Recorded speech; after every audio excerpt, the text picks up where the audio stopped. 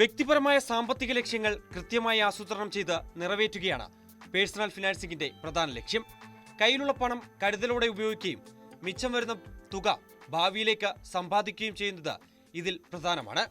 ലഭിക്കുന്ന പണം വിവേകപൂർവ്വം ഉപയോഗിക്കുന്നതിനായി ഒരു ബജറ്റ് ഉണ്ടാക്കുക, അപ്രതീക്ഷിത സാഹചര്യം ഉണ്ടായാൽ അതിലേക്കായി പണം കണ്ടെത്തുക, കടബാധ്യത ഉണ്ടെങ്കിൽ അത് തന്ത്രപരമായി കൈകാര്യം ചെയ്യുക എന്നിവയെല്ലാം ഇതിൽ ഉൾപ്പെടുന്നു. ഇൻഷുറൻസും റിട്ടയർമെന്റ് കാലത്തേക്കുള്ള സമ്പാദ്യവുമെല്ലാം ഇവിടെ പരിഗണിക്കേണ്ടതാണ്. ഇവ രണ്ടും ദീർഘകാലത്തേക്കുള്ള സുരക്ഷിത സമ്പാദ്യങ്ങളാണ്.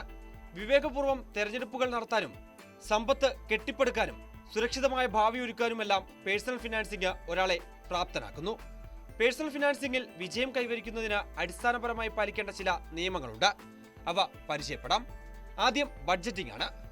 പേഴ്സണൽ ഫിനാൻസിംഗിൽ ഏറെ നിർണായകമായ സ്ഥാനമാണ് ബഡ്ജറ്റിംഗിനുള്ളത്. മാസം തോറുമുള്ള ബജറ്റ് തയ്യാറാക്കുന്നത് വരുമാനവും ചെലവുകളും ക്രമീകരിക്കുന്നതിനും മിച്ചം വന്ന പണം കരുതിവെക്കുന്നതിനും സഹായിക്കും. മികച്ച ബജറ്റിംഗ് സാമ്പത്തിക അച്ചടക്കത്തിനുള്ള മാർഗരേഖയായി പ്രവർത്തിക്കുന്നു. വരുമാനത്തിന്റെ ഒരു ഭാഗം ആവശ്യ ചെലവുകൾ, കരുതൽ പണം എന്നിവയ്ക്കായി നീക്കിവെക്കുന്നത് സാമ്പത്തിക ജീവിതം സന്തുലിതമാക്കാൻ സഹായിക്കും. രണ്ടാമത്തേത് ആവശ്യഘട്ടങ്ങളിലേക്ക് ആവശ്യമായ പണം എന്നുള്ളതാണ്.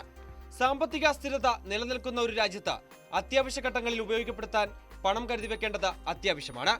ആശുപത്രി ചെലവുകൾ, ജോലി നഷ്ടം, അപ്രതീക്ഷിതമായി ഉണ്ടാകുന്ന സാമ്പത്തിക ചെലവ് എന്നിവയെല്ലാം സാമ്പത്തിക അസ്ഥിരതയിലേക്ക് വഴിവെച്ചേക്കാം. കൃത്യമായ ആസൂത്രണത്തിൽ ഈ വിഭാഗത്തിലേക്ക് തുക നീക്കിവെക്കുന്നത് ചെലവ് ലാഭിക്കാൻ ലക്ഷ്യമിടുന്നു. മൂന്നാമതായി ഇൻഷുറൻസ് ആണ്. മിക്കവരും അവഗണിക്കുന്ന ഒരു സമ്പാദ്യശീലമാണ് ഇൻഷുറൻസ് എങ്കിലും ഒരാളുടെ സാമ്പത്തിക സുസ്ഥിരത സംരക്ഷിക്കുന്നതിൽ അത് സുപ്രധാന പങ്ക് വഹിക്കുന്നുണ്ട്. ആരോഗ്യ insurance, life insurance, property insurance തുടങ്ങി പല ഇൻഷുറൻസുകളുണ്ട്. അപ്രതീക്ഷിതമായി ഉണ്ടാകുന്ന സംഭവങ്ങൾ പെട്ടെന്നുള്ള സാമ്പത്തിക ഞെരുക്കത്തിലേക്ക് നമ്മെ കടത്തിവിടാതെ ഇവ സംരക്ഷിക്കും. അടുത്തത് കടബാധ്യതയാണ്. പേഴ്സണൽ ഫിനാൻസിംഗിൽ കടബാധ്യത കൃത്യമായി നിയന്ത്രിക്കേണ്ടത് നിർണായകമായ ഘടകമാണ്.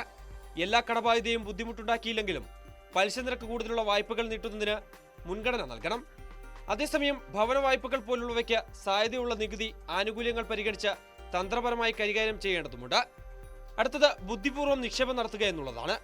വളരെ ചെറിയ തുകയാണെങ്കിൽ പോലും നേരത്തെ തന്നെ സമ്പാദിക്കുന്നതാണ് ഗുണം ചെയ്യുക. Mutual fund, public provident fund, equity linked saving പദ്ധതികൾ എന്നിവയെല്ലാം വിവിധ നിക്ഷേപ മാർഗങ്ങളാണ്. അടുത്തത് റിട്ടയർമെന്റ് പ്ലാനിംഗ് ആണ്.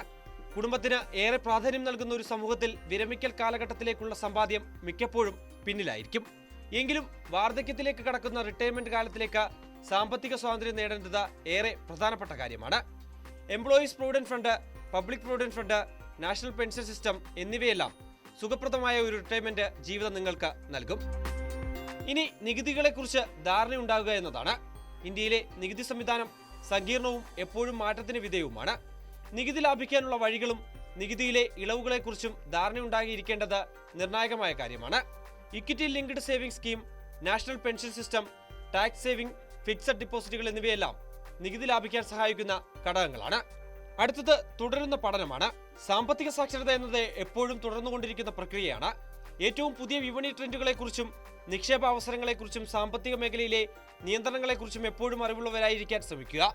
ശില്പശാലകളിൽ പങ്കെടുക്കുക, സാമ്പത്തിക വിദഗ്ധരിൽ നിന്ന് ഉപദേശങ്ങൾ സ്വീകരിക്കുക എന്നിവയെല്ലാം എപ്പോഴും മെച്ചപ്പെടാൻ സഹായിക്കും. അവസാനമായി വലിയ കാര്യങ്ങൾ ആസൂത്രണം ചെയ്യുക എന്നതാണ്. വീട് വാങ്ങൽ, കുട്ടികളുടെ വിദ്യാഭ്യാസത്തിനായി പണം കണ്ടെത്തൽ, ഏറെ സ്വപ്നം കണ്ട വെക്കേഷന് വേണ്ടി പണം സ്വരൂപിക്കൽ തുടങ്ങിയവയ്ക്കായുള്ള ആസൂത്രണവും പേഴ്സണൽ ഫിനാൻസിംഗിൽ പ്രാധാന്യമർഹിക്കുന്ന കാര്യങ്ങളാണ്. ഇവയ്ക്ക് വേണ്ടിയുള്ള കൃത്യമായ നീക്കിയിരിപ്പ് നടത്തേണ്ടതും രൂപരേഖ തയ്യാറാക്കുന്നതും സാമ്പത്തിക അച്ചടക്കത്തിൽ നിർണായകമാണ്.